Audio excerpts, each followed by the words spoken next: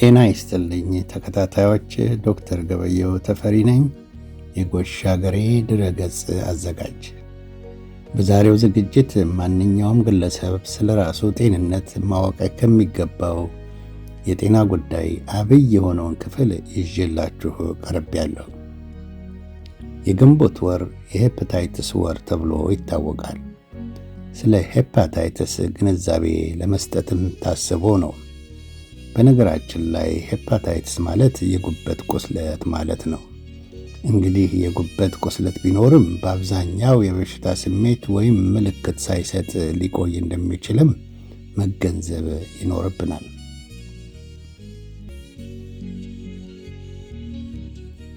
ታዲያ የጉበት ቁስለት በተለያዩ ምክንያቶች ሊከሰት ይችላል።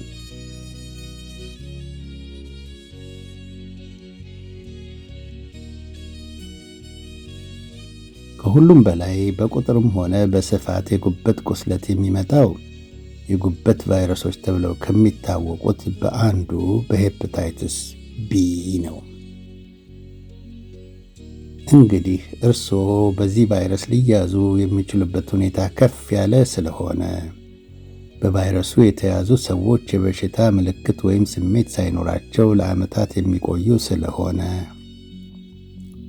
በጊዜ ካልታወቀ ደግሞ የሚያስከትለው አደጋ የጉበት ካንሰርን ጨምሮ ከፍ ያለ ስለሆነ ወደ ሌላ ሰው የመተላለፍ ዕድሉም ከፍተኛ ስለሆነ በተጨማሪም ድንገት ቫይረሱ በሰውነት ውስጥ ካለ የጉበት በሽታውን የሚያባብሱ ሁኔታዎች በተለይም አልኮል የሚያዘወትሩ ከሆነ በጉበት ቫይረስ መያዝና አለመያዝዎን ማወቅ ይኖርብዎታል።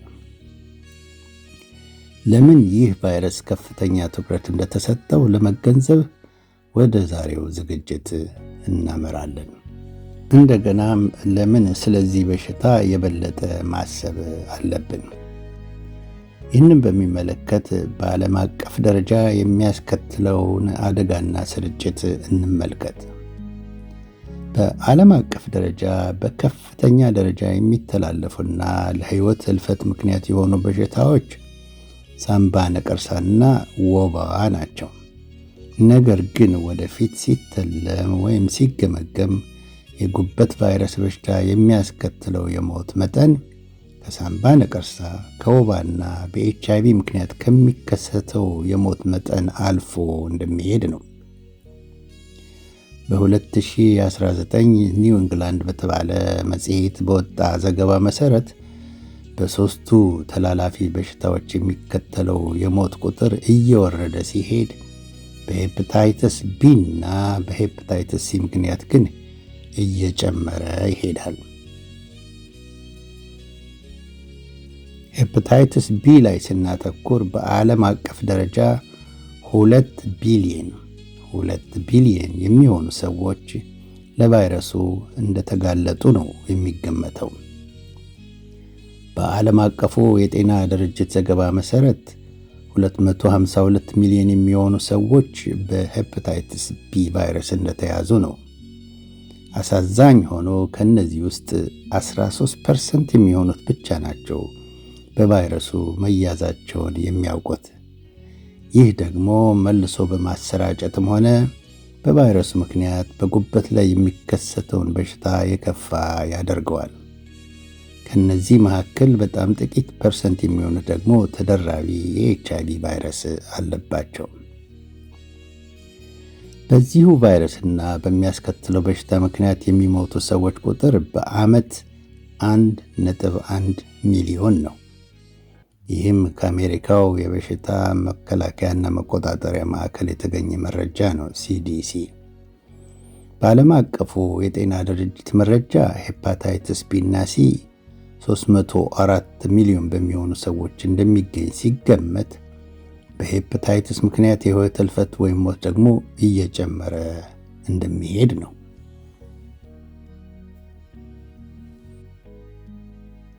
የሄፓታይተስ ቢ ዓለም አቀፋዊ ስርጭት በ3 ደረጃ ተከፍሎ ማየት ይቻላል። ይህም ቫይረሱ ያለባቸው ሰዎች ቁጥር ከነዋሪው ሕዝብ ጋር በፐርሰንት ሲነጻጸር ነው። ከ2% በታች ዝቅተኛ የሚባለው መጠን ሲሆን ከ2 እስከ 7% ደግሞ መካከለኛ ስርጭት ተብሎ ይጠራል። ከፍተኛ ስርጭት የሚባለው ደግሞ በቫይረሱ የተያዙ ሰዎች ቁጥር ከ8% በላይ እንደሆነ ሲገመት ነው። ኢትዮጵያና እንዳለ ከሰሃራ በታች ተብሎ የሚጠራው ክፍል በዚህ በከፍተኛ ስርጭት ውስጥ ነው የሚገኘው። በቫይረሱ የተያዙ ሰዎች ቀደም ብሎ እንደተጠቀሰው መያዛቸውን ባያውቁም ቁጥራቸው ከፍ ያለ ነው። ለመሆኑ ሄፓታይተስ ቢ ቫይረስ ምንድን ነው? በመጠኑም ቢሆን ስለዚህ ቫይረስ ለመግለጽ ሄፓታይተስ ቢ ጉበትን ከሚያጠቁ ቫይረሶች አንደኛውና ዋናው ነው። የጉበት ቫይረሶች በእንግሊዝኛ ፊደል ቃላት የሚጠሩ ሲሆን ከሄፓታይተስ ኤ እስከ ሄፓታይተስ ጂ ድረስ የተለያዩ ቫይረሶች አሉ። ሄፓታይተስ ቲቲ የሚባል ቫይረስም አለ። ከነዚህ መካከል ሄፓታይተስ ቢ እና ሄፓታይተስ ሲ ከፍተኛ ትኩረት ይሰጣቸዋል። ቀደም ብሎ እንደተጠቀሰው ሄፓታይተስ ቢ እና ሲ በዓለም አቀፍ ደረጃ 304 ሚሊዮን የሚሆኑ ሰዎች ላይ እንደሚገኝ ነው። ሌላው ተጨማሪ ትኩረት የሚሰጣቸው ምክንያት ደግሞ እነዚህ ሁለቱ ቫይረሶች በሰውነት ውስጥ ስር በመስደድ ስር ሰደድ ወይም በእንግሊዝኛ ክሮኒክ የሚባል ደረጃ ስለሚሄዱ ነው። ሄፓታይተስ ቢን ለየት የሚያደርገው ነገር ቢኖር በጉበት ሴል ውስጥ በሚገኝ የዘር ሐረግ ወይም ዘረመል በእንግሊዝኛ ዲኤንኤ ጋር ስለሚቀላቀልና እስካሁን ድረስ ጠርጎ የማዳን በቂ ሕክምና ዘዴ ባለመኖሩ፣ በተጨማሪም በዚህ ከሴሎች ዲኤንኤ ጋር ማለትም የሰው ዲኤንኤ ጋር በመቀላቀሉ ለካንሰር መከሰት የጉበት ካንሰር ማለት ነው አጋጣሚውን ከፍ ስለሚያደርገው ነው።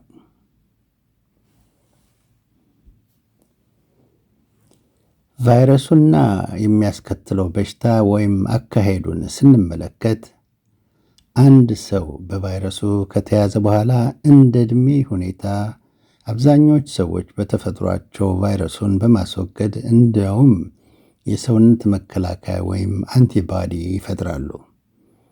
የእንደዚህ አይነት ሰዎች ብዛት እስከ 80% ሊደርስ ይችላል። ሆኖም በዕድሜ ምክንያት ቫይረሱን የማጥራት ችሎታ ሊቀንስ ይችላል። ቫይረሱ በ6 ወራት ውስጥ ከሰውነት ካልወጣ ወደ ስር ሰደድ ወይም ክሮኒክ ደረጃ ይሻገራል። በዚህ ደረጃ የበሽታ ምልክት ሳይታይ ከ30 እስከ 50 ዓመት ድረስ አድፍጦ መቆየት ይችላል። ይህም ማለት ምንም የበሽታ ምልክት ወይም ስሜት ሰዎች ላይ ሳይታይ ነው። እየከፋ ሲሄድ በጉበት ውስጥ በሚያስከትለው ቁስለት ምክንያት ጉበት ውስጡ በጥብሰት ይሞላና በስፋት ጉበት በጥብሰት ሲሞላ በእንግሊዝኛ ሲሮሲስ ወደ ተባለ ደረጃ ይሻገራል። ይህ ጥብሰትም ምንም ምልክት ሳይሰጥ መቆየት ይችላል። ማለትም ጉበቱ ከፍተኛ ደረጃ ጉዳት ቢደርስበትም ከጊዜ በኋላ ግን ጉበት የመስራት አቅም እየደከመ ሄድና የበሽታ ምልክትና የህይወት ማለፍ ያስከትላል። በዚህ በሄፓታይተስ ቢ ቫይረስ በኩል የሚመጣው ትልቁ ችግር የጉበት ካንሰር ነው። በሌላ ቫይረስ ለምሳሌ በሄፓታይተስ ሲ የጉበት ካንሰር የሚመጣው የጉበት ጥብሰትን ተከትሎ ነው። በዚህኛው በሄፓታይተስ ቢ ግን በየትኛውም ደረጃ ወይም ጊዜ የጉበት ካንሰር ሊከሰት ይችላል። ማለትም የግድ ጉበት እስኪጎዳ አይቆይም። ለዚህ ነው እንግዲህ በሙያው ላይ ያለን ሰዎች ይህንን ቫይረስ የምንፈራው ወይም የምናከብረው። ሕክምና ካልተደረገ በዓመት ከ2 እስከ 3% የጉበት ካንሰር የመያዝ አደጋ አለ። በተጨማሪም የጉበት በሽታ መከሰትና የጉበት መድከም አደጋው ደግሞ በየዓመቱ በ23% እየጨመረ ነው የሚሄደው። ታዲያ አንድ ሰው ይህ ቫይረስ በምን መንገድ ነው የሚተላለፈው ብሎ ሊጠይቅ ይችላል። ወደ መተላለፊያ መንገዶች ስንሄድ አንደኛ ከነፍሰ ጡር እናት ወደሚወለደው ልጅ በቀጥታ አብዛኛው መተላለፍ የሚመጣው ደግሞ በወሊድ ጊዜ እንደሆነ አንዳንድ መረጃዎች ይጠቁማሉ። ለዚህ ነው እንግዲህ ነፍሰ ጡሮች ላይ አትኩሮት ተሰጥቶ ተከተቡም አልተከተቡም በየእርግዝና ጊዜያቶች የሄፓታይተስ ቢ ምርመራ እንዲያደርጉ የሚጠየቀው የሚደረገው። ሁለተኛው መተላለፊያ መንገድ በቫይረሱ የተያዙ ሰዎች ደም ጋር በሚደረግ ንክኪ፣ ለምሳሌ በቤት ውስጥ የጥርስ ብሩሽ፣ የፂም መላጫዎችን፣ የጆሮ ጉትቻን ጨምሮ መጋራት። በቫይረሱ የተያዙ ሰዎች ስለማይታወቁ ንቅሳት ማድረግ፣ ሰውነት ላይ የሚንጠለጠሉ ሎቲና ሌሎችንም ማስደረግ፣ ግርዛት፣ እንደገናም ፀጉር ማስተካከያ ቦታዎች በመላጨት። አራተኛ የእጽ መውሰጃ መርፌዎችን መጋራት። አምስተኛ ግብረ ሥጋ ግንኙነት በተለይም ከብዙ የተለያዩ ሰዎች ጋር።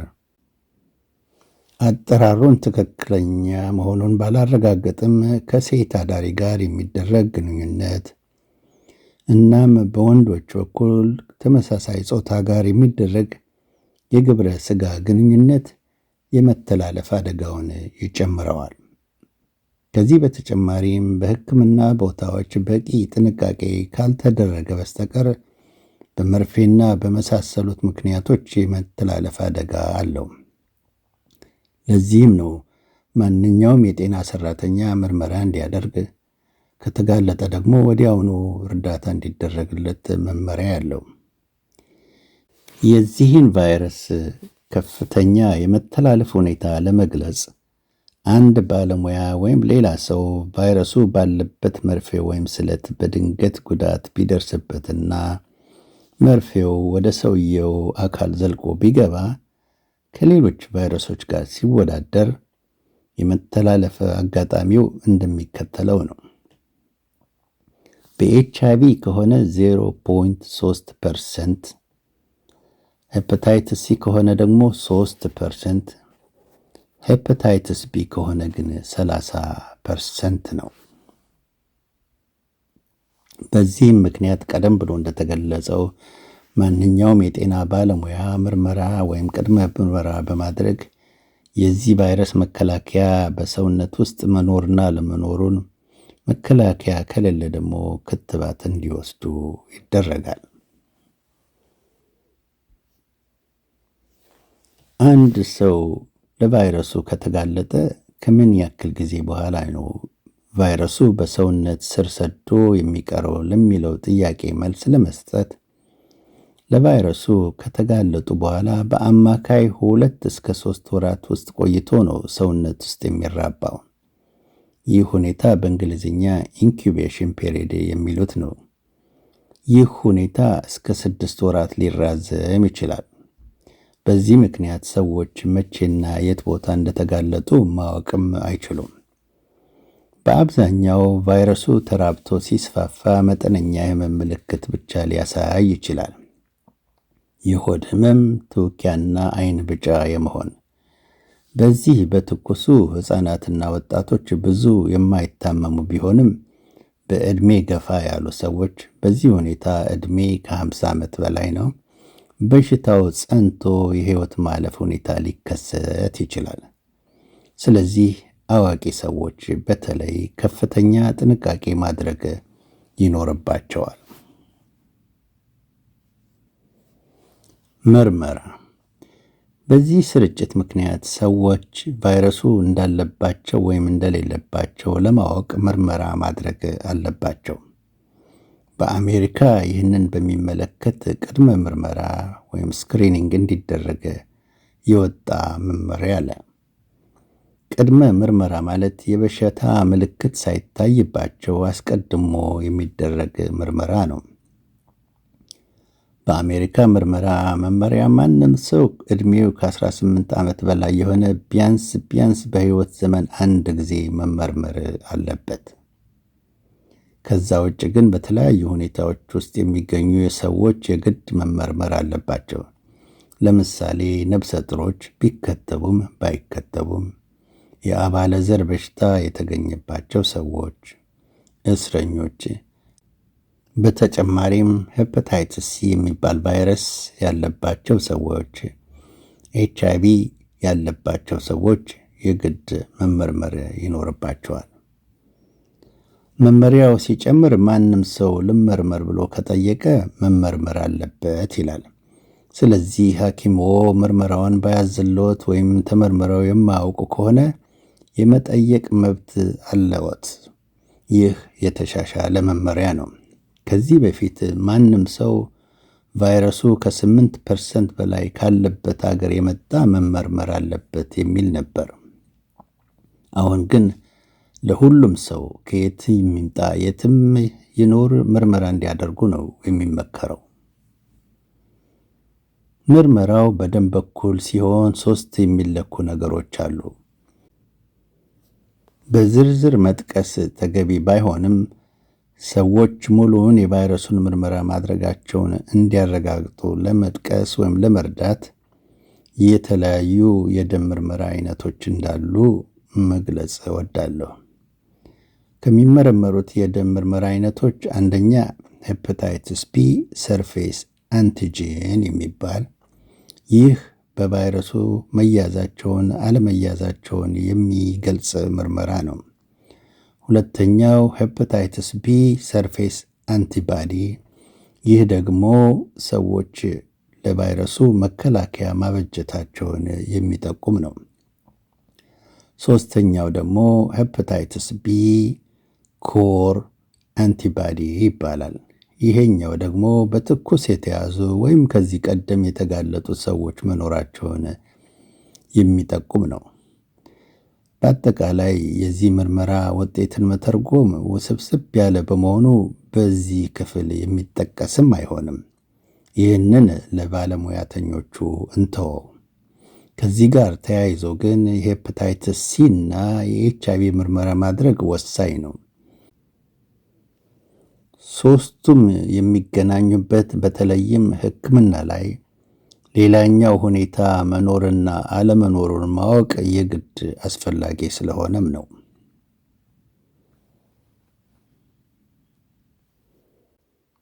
እንግዲህ ለምንድን ነው መመርመር ያለብን ለሚለው ጥያቄ ምክንያቶቹን እንደገና ለመመልከት፣ አንደኛ በቫይረሱ የተያዙ ሰዎች የበሽታ ምልክት እስከሚታይባቸው ድረስ ረዥም ጊዜ ያለ ምልክት ወይም ያለ ስሜት ሊቆዩ ስለሚችሉ፣ ለዚህም ነው ሰዎች መያዛቸውን የማያውቁት። እንደተገለጸው ለረዥም ጊዜ ስሜት ወይም ምልክት አልባ ስለሆነ። ሁለተኛ በቫይረሱ መያዛቸውን ካላወቁ ደግሞ ወደ ሌሎች ሰዎች የማስተላለፍ ወይም የመተላለፍ አደጋው ከፍ ያለ ስለሆነ። ሶስተኛ የበሽታ ስሜት ባይኖርም ለሌሎች ህመሞች በሚሰጡ መድኃኒቶች ምክንያት ቫይረሱ ቀጥታ በማገርሸት የበሽታ ስሜት ማለትም በጊዜ ካልታወቀ የህይወት ህልፈትም ስለሚያስከትል ነው። ቫይረሱ መኖሩ አስቀድሞ ከታወቀ ግን ጥንቃቄና ሕክምና በማድረግ እንዳያገረሽ ይደረጋል። አራተኛ በቫይረሱ ለተያዙ ሰዎች የጉበት በሽታ እንዲፋጠን ወይም እንዲባባስ የሚያደርጉ ሌሎች ሁኔታዎች ስላሉ ነው። ከነዚህ ዋነኛው አልኮል ማዘውተር ነው። አልኮል በነገራችን ላይ ያለ ቫይረሱ እርዳታ በራሱ የጉበት ቁስለትና የጉበት ጥብሰት ያስከትላል። ስለዚህ አዋቂዎች መለኪያ ከመጨበጣቸው በፊት በቫይረሱ መያዝና አለመያዛቸውን ወይም መከላከያ ይኑራቸው አይኑራቸው ማወቅ የግድ ነው። ሌላው ደግሞ የሰውነት ክብደት ከመጠን በላይ በሚጨምርበት ጊዜ ተያይዞ የጉበት ስባት የሚባል ሁኔታ ይፈጥራል። ይህም ቢሆን እንደ አልኮሆል ሁሉ ብቻውን በራሱ የጉበት በሽታ ጥብሰትና ካንሰር ያስከትላል። ስለዚህ የሰውነት ውፍረትም አደጋ ስለሚያስከትል ቫይረሱ መኖርና አለመኖሩን ማወቅ ተገቢ ነው። የሄፓታይተስ ቢ ስርጭትና የሚያስከትለውን ጉዳት ካየን መከላከያው ደግሞ ምን ይሆን ብሎ መጠየቅም አግባብ ያለው ነገር ነው። ይህ ቫይረስ ይህን ያክል ከፍተኛ በሽታና ሕይወት ህልፈት የሚያስከትል ቢሆንም በመከላከል ደረጃ ጥሩ ነገር አለ። ይኸውም ክትባት ነው። በክትባት መከላከል ከሚቻሉ በሽታዎች አንዱና ዋነኛ በመሆኑ ሕፃናት እንደተወለዱ ወዲያውኑ ክትባት እንዲሰጣቸው ይደረጋል። በአጠቃላይ ስለ ክትባት የተለያዩ መመሪያዎች ቢኖሩም ማንም መከላከያ የሌለው ሰው መከተብ ይኖርበታል። በተለይም ዕድሜያቸው ከ60 ዓመታት በላይ የሆኑ ሰዎች። ዓለም አቀፍ ጉዞ የሚያደርጉ ሰዎች በአብዛኛው ቫይረሱ በከፍተኛ ስርጭት መጠን ወደሚገኝባቸው ቦታዎች ስለሚሄዱ ሳይውሉ ሳያድሩ ተመርምረው ቫይረሱ ከሌለባቸውና መከላከያ ከሌላቸው መከተብ ይኖርባቸዋል። በነገራችን ላይ ቫይረሱ ላለባቸው ሰዎች ክትባት አይሰጥም። ክትባቶቹ በተለያየ መልክ ቢዘጋጁም አሰጣጣቸው በመጀመሪያ ከዛም 1 ወር ከዛም ደግሞ በ6ኛ ወር 3 ክትባቶች በመስጠት ነው። እንግዲህ በተቻለ መጠን ሰዎች ክትባቱን ከጀመሩ ጊዜውን ጠብቀው በተከታታይ የሚሰጡ ክትባቶችን መውሰድ ይኖርባቸዋል። ወደ ሕክምናው ስንሻገር ሕክምናው በጣም የተወሳሰበ ነው። ለጊዜው ቫይረሱን ጠርጎ ለማጥፋት የሚችል መድኃኒት ቢኖርም በእነዚህ መድኃኒቶች ምክንያት ቫይረሱን የማስለቀቅ አጋጣሚው በጣም አነስተኛ በመሆኑ በቫይረሱ የተያዙ ሰዎች መድኃኒቶችን ረጅም ጊዜ እንዲወስዱ ይገደዳሉ። በእኔ በልምድ በኩልም ብዛት ያላቸው ህሙማን የሚከታተል ቢሆንም እስካሁን ድረስ 3 ሰዎች ብቻ ናቸው መድኃኒቱን ማቆም የቻሉት። ያም ቫይረሱን ጠርገው በማውጣት የቫይረሱን ፕሮቲን በማስወገድ በተጨማሪም በቫይረሱ መከላከያ የሚሆኑን አንቲባዲ በማበጀታቸው ነው። በነገራችን ላይ ሁሉም ቫይረሱ የተገኘበት ሰው መድኃኒት ላይጀምር ይችላል። ይህ መመሪያ ግን በየጊዜው የሚቀያየር ነው። ክትትል ግን ወሳኝ ነው። ነገር ግን በጉበት ምርመራ የጉበት ጥብሰት ምልክት ከታየ መድኃኒት መጀመርና መወሰድ አለበት። እንግዲህ ቫይረሱ ላለባቸው ሰዎች የጉበት ቁስለት መኖርና አለመኖሩን ማወቅ የግድ ስለሆነ በመጠኑም ቢሆን ስለ ጉበት ቁስለት ምርመራ የሚከተለውን አቀርባለሁ። ዋነኛው መንገድ የጉበት ባዮፕሲ ወይም ሊቨር ባዮፕሲ ሲሆን ይህ የምርመራ ዘዴ ግን የጉበት ቅንጣቢን መውሰድ ስለሚያስፈልግ ሰውነት በመርፌ መውጋትና መብሳትም ስላለበት ቅድሚያ የሚሰጠው የምርመራ አይነት ከመሆን እየወረደ መጥቷል። ነገር ግን ይህ ምርመራ የግድ የሚደረግበት ጥቂት ምክንያቶች ወይም ሁኔታዎች አሉ። ሌላው በተለየ መሳሪያ በኩል እንደ አልትራሳውንድ አይነት ምርመራ ያለምንም የአካል ጉዳት ወይም የጨረር ችግር የሚደረግ ምርመራ ነው። በእንግሊዝኛው አጠራር ኤላስቶግራፊ ይባላል። በተለምዶ ወይም በመሳሪያ ስሙ ፋይብሮስካንም ተብሎ ይጠራል። በዚህ ምርመራ የጉበት ጥብሰት በተለያዩ ደረጃዎች ማስላትና በተጨማሪም የጉበት ስባት መጠን ይታወቅበታል። እኔ ራሴ በሙያ ይህንን መሳሪያ መጠቀም ከጀመርኩ ከ7 ዓመታት በላይ ሆነዋል። ችግሩ ይህ መሳሪያ በጣም ውድ ስለሆነ ከትልልቅ ሆስፒታሎች ውጭ በተመላላሽ ሕክምና ቦታዎች ብዙም አይገኝም። በተጨማሪም ኤምአርአይ በተባለ የምርመራ ዘዴ የጉበት ጥብሰት ደረጃም ምርመራ ይደረግለታል። ከዛ ውጭ የጉበት በሽታ ተከስቶ ከሆነ የተለያዩ በደም ምርመራ ውጤቶች የሚደረግ ስሌቶች አሉ። እንደ ሊቨር ባዮፕሲውና እንደ ሊቨር ኢላስቶግራፊው ባይሆንም በደም የሚታዘዝ ፋብሮሹር የሚባል ምርመራ አለ። እንግዲህ እነዚህ ምርመራዎች ሁሉ የሚደረጉት ቫይረሱ ላለባቸው ሰዎች ነው። ሄፓታይተስ ቢ ላለባቸው ሰዎች ዋናው የክትትል ምክንያት ደግሞ የጉበት ካንሰር ቅድመ ምርመራ ለማድረግ ነው።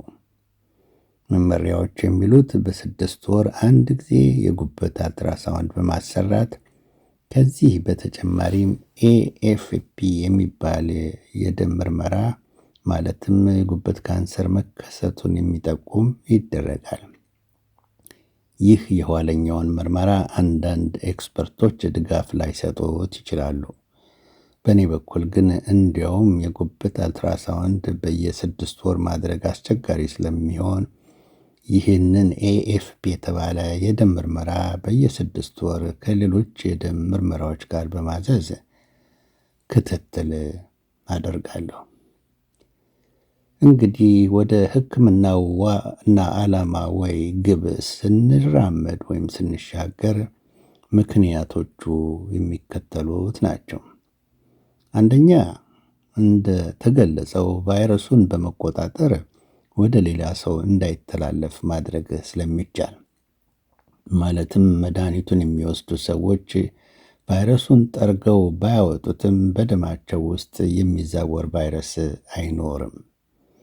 ሁለተኛ፣ ለሌሎች በሽታዎች በሚደረጉ ሕክምናዎች ምክንያት ቫይረሱ እንዳያገረሽና ህመም እንዳያስከትል።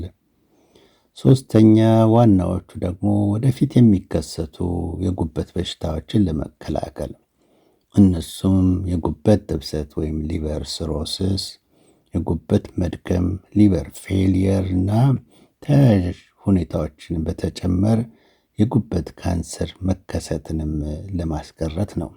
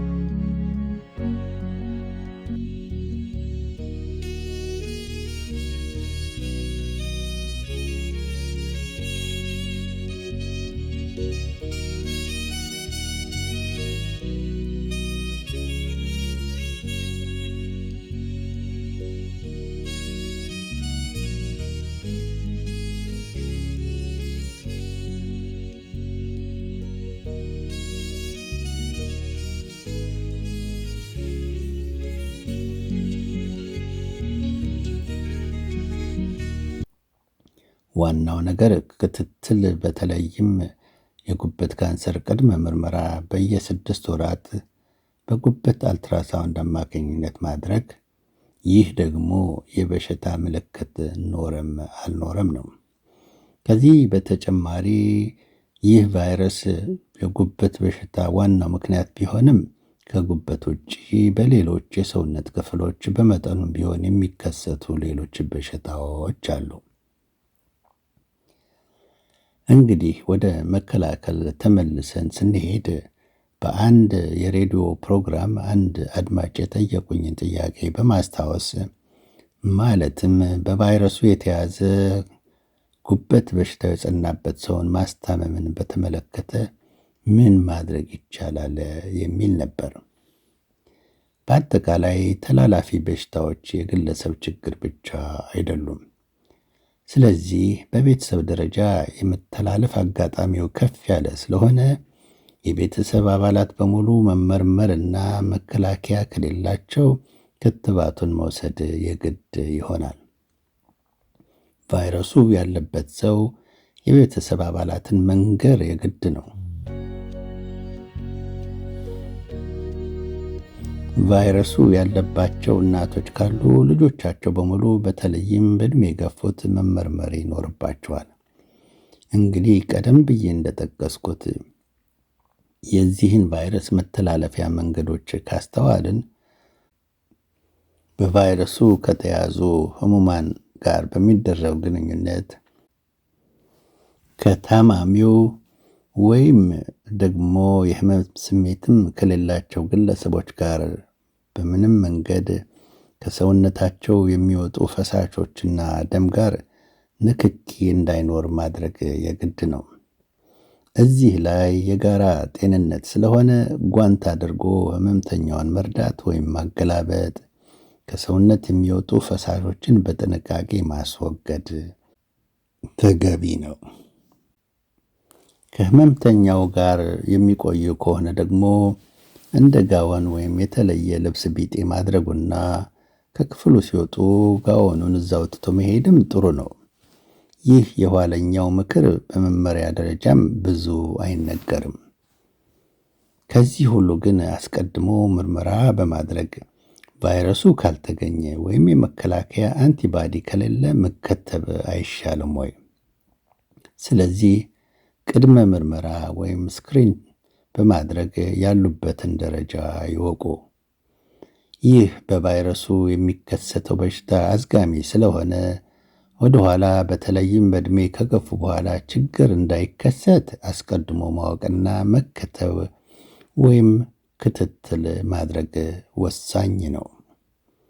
ስለተከታተላችሁ አመሰግናለሁ።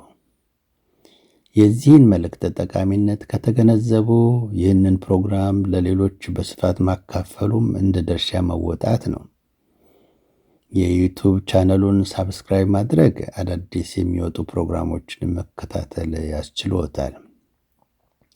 ጎሽ ጤና ወይም ጎሽ ሀገሬ አንድ ድረገጽ ናቸው። ሀገሬ የተጨመረው ታሪክና ቅርስ ላይ አስተዋጽኦ ስለሚደረግበት ነው። በቻነሉ ለህብረተሰቡ በቀላሉ እንዲደርሱ በማለት ራሴ የጻፍኳቸውን መጽሐፍ በመተረክ ለአንባቢያን አቅርቤያለሁ። ለእኔ እንግዲህ መመሪያዬ ጀስት ዱ ዮር ኦውን ጉድ ነው። እንደገናም አመሰግናለሁ። አዘጋጅና አቅራቢ ዶክተር ገበየሁ ተፈሪ